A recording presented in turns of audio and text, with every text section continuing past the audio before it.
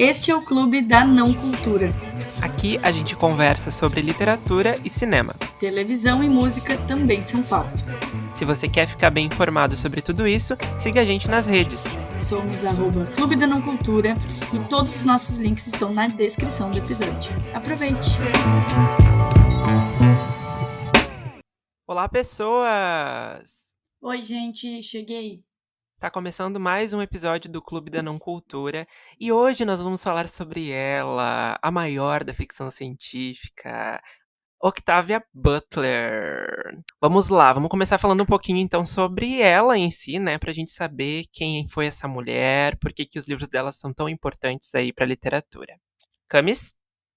Então, gente, a Octavia, na verdade, tem um nome aí um pouquinho maior, é Octavia Extelle Butler, né, mas é conhecida por Octavia Butler. Ela foi uma escritora afro-americana consagrada por todos os livros de ficção científica feminista e por inserir a questão do preconceito e do racismo nas suas histórias. Ela nasceu em Pasadena, na Califórnia, lá em 1947, e decidiu se tornar escritora aos 12 anos, quando ela foi assistir o filme Devil Girl from Mars, que aqui no Brasil é conhecido como A Garota Diabólica de Marte. É um filme independente, de ficção científica, e dirigido pelo David MacDonald. E quando ela viu esse filme, ela achou que ela poderia escrever uma história bem melhor, e aí ela se convenceu de que ela queria ser escritora. Eu amo essa motivação, né? Faz total sentido.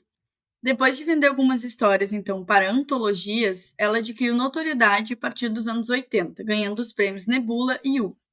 Mas foi a publicação dos livros A Parábola do Semeador, em 93, e A Parábola dos Talentos, em 98, que solidificou a Octavia, né, com a sua fama de escritora.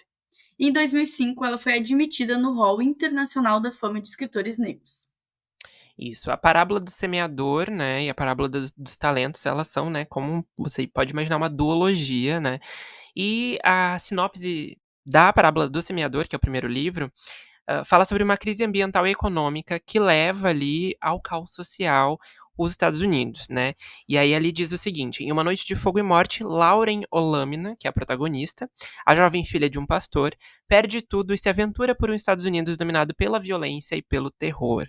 Mas o que começa como uma fuga pela sobrevivência acaba levando a algo muito maior, uma surpreendente visão do destino humano e o nascimento de uma nova fé. Olha só que impactante. Muito impactante, sempre tem uma sinopse forte. E o próximo livro, que é A Parábola dos Talentos, a gente tem então a protagonista Lauren, casada, que acabou de ter uma filha em Bolota, comunidade que construiu com outras pessoas que haviam perdido tudo. Nos últimos 5 anos, a sua religião, Semente da Terra, cresce e se desenvolve junto com a comunidade. O país, porém, começa a passar por uma preocupante mudança. Eita! O candidato à presidência Andrew Steele Jarrett está ganhando popularidade com a promessa de tornar a América grande novamente, em um retorno aos valores tradicionais e cristãos. Para seus fanáticos seguidores, isso exige o fim da tolerância religiosa e de qualquer equidade racial ou de gênero, e aí estão dispostos a impor a sua doutrina com violência. A segurança da pequena comunidade e da família nascente de Olamina nunca foi garantida. Deus é a mudança, eles dizem. Mas será que eles vão sobreviver a mais uma? Olha. É muito forte isso, e qualquer semelhança com a realidade é mera coincidência, Exatamente. né?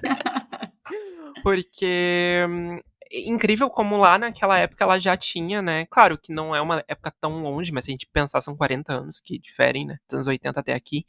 E ela já falava sobre essa questão da religião muito forte como uma principal problemática, assim, da democracia, né, da sociedade, da convivência entre as pessoas, e isso realmente é muito tenso, né, se tu parar pra pensar.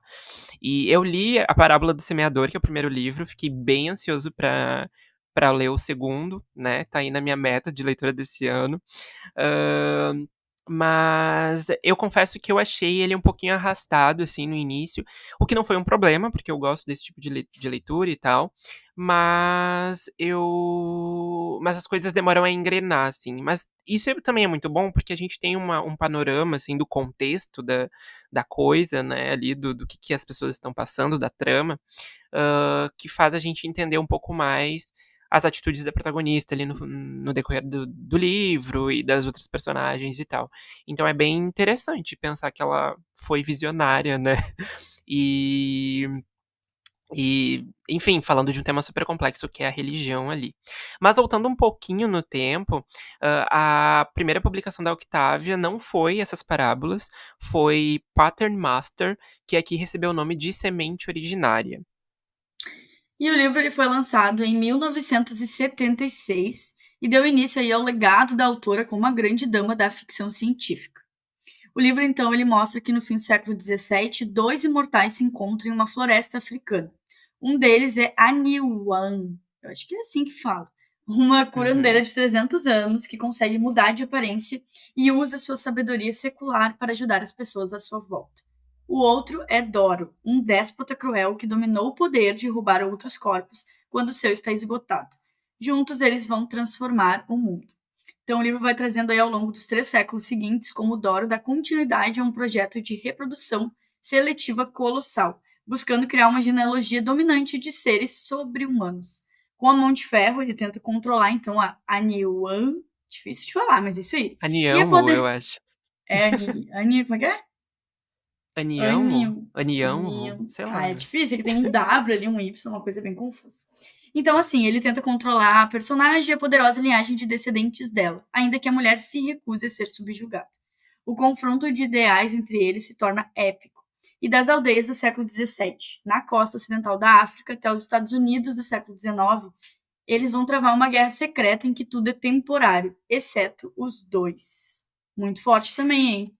Muito forte, e a gente pode notar como ela vai a fundo na ficção científica mesmo, né? Ela fala aí de viagem no tempo, em alguns livros, ela fala de religião, ela fala de sociedade secreta, ela fala de guerra, então é muito Ela vai louco usando pensar isso. temas reais e inserindo Uhum. nesses mundos, assim, isso é muito interessante. Sim.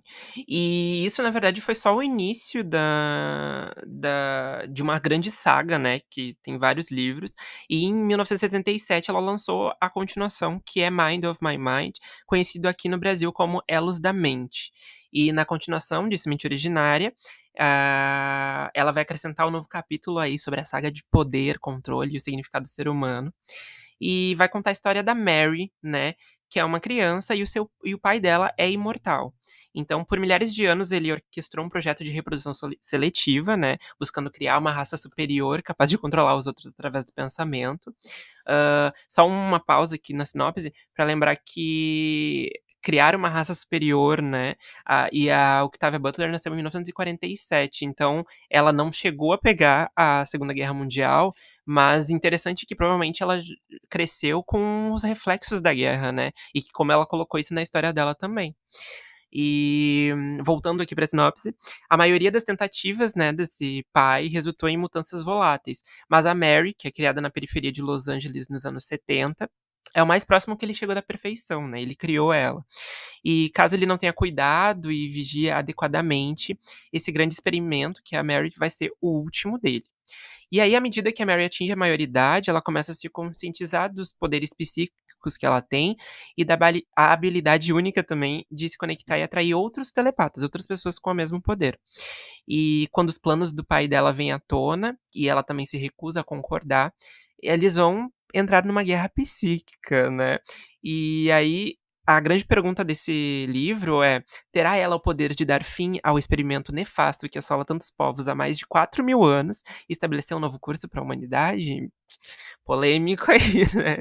Eu acho que é um avanço aí em relação ao primeiro livro, né? E aí ela vai lançando outros ali no decorrer dos anos 80. A partir disso, então, ela vai lançando outros livros da saga, que iniciou, então, com Semente Originária, até que começou a preparar uma nova aventura, né? Uma nova trilogia, que é Xenogênese, com os livros Despertar, Ritos de Passagem e Imago. Então, nesse primeiro livro, que é o Despertar, a gente vai ter uma história ali que mostra uma vida inteligente lá fora, e é ela que salva a humanidade de si mesma. Quando Lilith Liapo desperta após 250 anos de animação suspensa, descobre que o planeta Terra e os humanos sobreviventes de uma guerra catastrófica estão sob a guarda dos Onkali, alienígenas com habilidades e tecnologias impressionantes, além de uma aparência repulsiva. Gente do céu. Então a Lilith, a nossa protagonista, ela foi escolhida para despertar, né, o título do livro aí, e preparar outros humanos para retornarem à Terra, que está novamente habitável, mas em condições muito diferentes do que eles conheciam antes. Assim, o grupo vai desenvolver habilidades de sobrevivência, enquanto a Lilith terá que superar as próprias suspeitas para poder liderar todo mundo nessa nova etapa. E decidir então se vai valer a pena desafiar os limites que definem todo mundo, né, como seres humanos. Meu Deus, estou chocada. Eu que não sou muito de ficção científica, a Octavia tá me mostrando um novo mundo, assim, cheio de coisas interessantes e de mistura de assuntos. Enfim, estou cada vez mais empolgada para ler outros livros dela. E o interessante que nos outros livros ela trouxe a questão da humanidade, né, ainda que, claro, com a ficção científica como, mote principal ali, ela falava da nossa sociedade e tal, e aqui ela vai falar de extraterrestres, né, ela vai falar de outro mundo e tal, e de Sim. outros planetas. Isso é muito louco também, pensar que ela entrou também nessa parte, né, da ficção científica, que é muito legal. Bebeu de todas as fontes aí. E na continuação de Despertar, né, que se chama Ritos de Passagem, a Lilith Yapo deu à luz ao que parece um menino saudável de nome Akin. Porém, o Akin tem, na verdade, 5 pais. Um homem e uma mulher, um Oankali macho e uma fêmea, e um Oloi. Gente, olha os nomes, né, que diferentes. E os Oankali e os Oloi são parte de uma raça alienígena que resgatou a humanidade de uma devastadora guerra nuclear, mas o preço a ser pago a eles é muito alto, uma vez que os alienígenas são obrigados a unir o material genético deles com o de outras raças, e o que acaba alterando ali drasticamente ambos os materiais no processo, né. E nesse planeta Terra em reabilitação, essa nova raça, né, entre aspas ali, está emergindo através da mistura de humano, o Oankali e Oloi, mas há também humanos puros que escolhem resistir aos alienígenas e à salvação que oferecem. E esses humanos, esses resistentes, né, são esterilizados pelos Oloi para que eles não possam passar para frente o defeito genético que faz destruírem a si mesmos. Mas fora isso são deixados em paz, a menos que se tornem violentos, né. E quando os humanos resistentes sequestram o Akin, os Oyankali, escolhem deixar a criança com os captores para que ele, né, a mais humana das crianças Oyankali, decida se os humanos resistentes devem ter a fertilidade e liberdade devolvidas, mesmo que isso signifique apenas a volta da sua autodestruição. E então tá aí, né, o segundo volume da série Xenogênese, que é uma poderosa história de existência alienígena, né, e como eles querem, controlar a humanidade de certa forma, mas não podem se autodestruir. Então, a gente tem o terceiro livro, que é o Ímago, que ele traz a impactante conclusão, então, dessa trilogia Xenogênese, com a busca de Jodás, pela única coisa que a incrível ciência dos Oankali não pode prover. Um milagre. Eita. Gente, só com essa frase já ficou uma coisa muito impactante. Eu gosto que a gente fica interessado só na sinopse, né? Então, a gente tem o que nesse livro? Os humanos e os Oankali têm acasalado, né, muito difícil, muito difícil. Desde que os alienígenas, então, vieram pela primeira vez à Terra para resgatar os poucos sobreviventes de uma devastadora guerra nuclear. Os Oankali começaram um grande projeto de procriação guiados pelos Oloi. Meu Deus do céu. Uma Os Oloi. Oloi, isso. Uma Eu falei Oloi, né, subespécie. A gente tá recriando que os personagens, Octavio, nos eu perdoe. juro. Nos perdoe aí do céu. Uma subespécie sexuada capaz de manipular o DNA na esperança de eventualmente criar uma raça estelar perfeita. Supõe-se que os Jodás seja apenas outro híbrido de humano e Oankali, mas quando ele começa a sua transformação para a idade adulta, ele se torna o Oloi, o primeiro a nascer de uma mãe humana. Meu Deus do céu. Então, conforme o corpo muda, os Jodás desenvolvem, né, a habilidade de mudar de forma, manipular a matéria e curar ou criar as doenças. Se esse jovem assustado for capaz de dominar sua nova identidade, os Jodás podem se tornar o salvador do que restou da humanidade. Ou, se não tomar cuidado, pode se tornar, então, uma praga que vai destruir essa nova raça de uma vez por todas. Quando encerra de uma vez por todas, sabe que o negócio é sério, que o negócio é impactante. Sim, É ou provavelmente não vai é, haver uma Felipe? grande guerra aí, né, entre os alienígenas, os sub-humanos e tudo mais. E realmente deve ser como a gente pode notar nessas sinopses, elas são muito elas levam pra um lugar muito épico, né, assim, das Uhum. grandes guerras, das grandes, hã, enfim, informações de sociedade e tudo mais. E lembrando que todos esses livros que a gente falou aqui são lançados pela Editora Morro Branco no Brasil, e apesar de a gente ter falado esses últimos, né, hã, foram todos antes do que ela fez mais sucesso lá nos 80, que foi o do das Parábolas, né. E depois disso veio alguns romances autônomos, como Fledgling, que é um romance de vampiros, ainda aliado à questão da ficção científica, obviamente, né, mas interessante que ela também foi para outro tipo de mitologia, né, e casou as coisas. Ela bebeu de muitas fontes, Octavia era uma mulher muito visionária. E talentosa em tudo que se propunha a fazer, né? Sim. E falando em talentosa, vamos falar do nosso queridinho Kindred, que a gente já leu, Aham. eu e Fevi, eu li mais recentemente, adorei. Inclusive, vamos falar um pouco mais dele no Clube da Não Cultura no Instagram e nas redes das dancinhas. Então vamos lá, esse livro é um relato em primeira pessoa de uma jovem escritora afro-americana que é a Dana. Ela se vê sendo desviada no tempo entre a sua casa em Los Angeles, na Califórnia, no ano de 1976, e indo, né, oscilando essa viagem no tempo, lá para a época de pré-guerra civil de Maryland. Então lá ela vai conhecer os ancestrais dela, que é uma mulher negra muito orgulhosa, um plantador branco que a forçou a ser escrava. Então, como a permanência de Dana no passado se torna mais longa, ela acaba se envolvendo intimamente com a comunidade agrícola, né, com as pessoas daquela época. E aí, por conta disso, ela vai fazendo escolhas muito difíceis para poder sobreviver à escravidão e garantir o seu retorno ao próprio tempo, né, ao tempo atual que ela vive. Uhum. Então, esse livro ele vai explorar dinâmicas e os dilemas da escravidão pré-guerra a partir da sensibilidade de uma mulher negra do final do século XX, que está ciente do legado dela na sociedade americana contemporânea. Através dos dois casais interraciais, né, que formam esse núcleo principal da história, que trazem mais esse ar emotivo, o romance também vai explorar a intersecção de questões de poder, gênero e raça, e principalmente especular sobre as perspectivas do futuro igualitarismo. Enquanto a maioria do trabalho da Octavia, né, ele é classificado como uma ficção científica, Kindred é considerado um dos que ultrapassa esses limites disciplinares. Ele foi classificado muito como um livro, uma literatura afro-americana, e ela mesma classificou esse trabalho, esse livro, né, como uma espécie de fantasia sombria. Então eu quero saber, Fê, o que que tu achou dessa leitura? O que que tu acha desse livro? Como ele te tocou, né? Como é que foi para ti essa experiência? Eu acho um livro extremamente bem feito, assim. Eu acho que, ele é um livro muito bom se você tá numa ressaca literária, eu acho, porque ele te pega desde a primeira página e você não consegue parar. Eu lembro muito que foi, hã, me lembrou a minha adolescência, quando eu pegava os livros e ia madrugada dentro, sabe, lendo, assim, e não querendo parar. E Kindred foi um dos livros recentes não, porque eu já li ele já faz uns 2 ou 3 anos quase, mas um dos últimas leituras que eu tive essa sensação de realmente de eu estar lendo, assim, numa noite e ir até as 2, 3 da manhã lendo, sabe. Porque ele é muito, muito bom mesmo. Um sabor maravilhoso. E além de claro, tem toda essa questão histórica, tem tudo isso.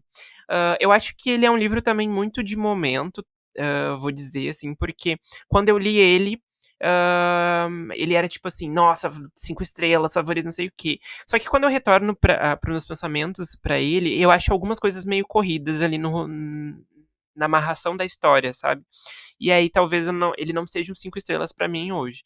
Mas isso não tira o mérito dele ser, tipo, uma puta obra e de servir muito também pra essa questão de estudo, né, sobre a perspectiva das pessoas negras lá no século XIX e, enfim, eu acho que ele é muito, muito bom mesmo, assim, e acho que a gente já falou um pouquinho também dele em algum outro episódio, se eu não me engano, mas vale muito a pena, não é nunca é demais, reforçar essa indicação. E tu, o que que tu achou? Eu acho que eu assino embaixo em tudo que tu falou. Ele é um livro muito bom, assim, para curar esse momento que a gente não tá conseguindo engrenar com uma história. Então, é um livro que apesar do tema ser forte, a gente consegue se prender ali na história e ler de uma forma muito mais rápida. E com certeza, para mim, pelo menos, ele quase um 5, justamente muito mais pelo final, na verdade, que eu acho que Uhum. faltou amarrar algumas coisas. E eu nem vou dizer explicação, assim, desse lado de fantasia, porque eu acho que às vezes tem coisas que não precisam tanto de explicação, ao Sim. meu ver. Mas ainda assim tem coisas que ficaram bem soltas ali, como tu falou, acho que faltou amarrar um pouquinho. mas como ele é um livro que ele se mantém o tempo todo muito sólido e traz uma história interessante, não tem como dizer assim, não leia porque faltou amarrar. Eu acho assim, é um livro muito bom. E tem esses micro detalhes, eu acho que faltou ali para ser um 5, mas é um livro assim muito bom, que pega, te emociona, enfim. Então eu indico bastante, e é um livro também que ajuda a gente a conhecer o trabalho da Octavia, desculpa, e ficar com vontade de ler mais, porque é justamente assim, às vezes tu vai ler um livro de uma autora e acaba tendo uma primeira impressão ruim. Foi uma coisa que a gente trouxe no episódio especial da Taylor Jenkins Reid, porque eu comecei lendo Daisy Jones, por exemplo, que para mim não foi tão positivo, mas eu gostei de outros livros dela. E no caso da Octavia, comigo foi tipo, eu li Kindred e gostei demais, e isso fez eu querer ler tipo todos os livros de uma vez só. Então, acho que se você gosta do gênero, com certeza Kindred é uma boa porta de entrada. É isso que acho que a dica é, se você quer começar a ler Octavia, acho que comece por Kindred, porque ele é uma história única ali, não tem continuação, tudo é meio redondo ali e tal. Tem, claro, essas coisas que a gente falou, mas ele é uma boa porta de entrada mesmo, que nem a Camis disse. E aí depois vá para as parábolas, vá para os outros livros dela, né? Eu quero muito continuar tendo esse hábito mesmo de ler Octavia aí durante os próximos anos. E uma coisa interessante de falar é que ela, em 1965, ela começou a frequentar a Pasadena City College, né, uma universidade, e que nessa universidade ela se formou depois, em 1968, e se diplomou tecnóloga em artes com foco em história. Então é interessante ver como ela tem claro, ela tem a questão ali de escrever muito bem e tudo mais, mas que ela realmente traz a história e coisas que aconteciam, e até às vezes coisas que são cíclicas, eu acho, na história do mundo, né, e de movimentos e tal, que ela imprime nos livros dela. E ela, infelizmente, faleceu em 2006, no dia 24 de fevereiro, em Washington, né, nos Estados Unidos. Mas, ao mesmo tempo, depois da morte dela, uma bolsa de estudos, né, que leva o nome de Octavia Butler foi criada para incentivar estudantes negros inscritos nas oficinas de escrita onde a Butler foi aluna. E depois também foi professora. Então, muito bom Incrível. ver isso, né? Ela realmente era a maior. Ela era maioral, fez história. E é lindo ver que a gente consegue ler até hoje, consegue se emocionar com as histórias, elas têm impacto. Então isso mostra o quão boa e importante ela foi pro gênero e pra escrita de modo geral. Então é muito bom trazer esse episódio e contar um pouquinho da história dela pra vocês. E pra encerrar esse episódio, Fevi, fale a sua frase marcante. Temos um episódio? Temos! Aê, muito obrigado. Isso aí. Muito obrigado a você que nos ouviu até aqui. Continuem pesquisando sobre a Octavia, continuem acompanhando o trabalho dela, realmente vale muito a pena. E é isso, um beijo, até semana que vem. Tchau, gente, um beijo.